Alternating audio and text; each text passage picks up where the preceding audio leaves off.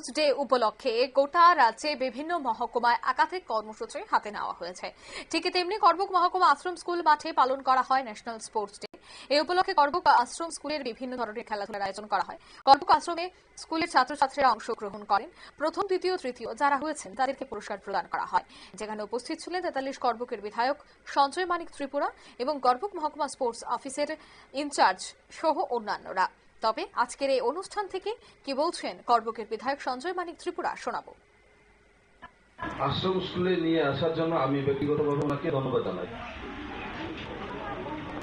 উনি গুরুত্ব দিয়ে আজকে এইখানে যে একটা ডিস্ট্রিক্ট লেভেলের একটা বিরাট একটা খেলা, এটাকে এখানে নিয়ে আসার জন্য আমি ওনাকে ধন্যবাদ জানাই যে উনি ব্যক্তিগতভাবে করবুকে খেলার জগতে কিভাবে ডেভেলপ করা যায়, ওনার যে উদ্যোগ সেটা ধরেই গুরুত্ব দেওয়ার আমি সবসময় ওনাকে। আপনারা শুনলেন তাদের এই বক্তব্য। এই উদ্যোগকে তিনি সাধুবাদ জানিয়েছেন। জাতীয় ক্রীড়া দিবস উপলক্ষে বেশ কিছু খেলারও আয়োজন করা হয়েছে এবং সেই খেলায় প্রচুর সংখ্যক খুদে থেকে শুরু করে বিভিন্ন খেলোয়াড়রা অংশগ্রহণ করেছেন। নিয়ে নিচ্ছেন ছোট্ট একটি বিজ্ঞাপন বিরতির সঙ্গে থাকুন।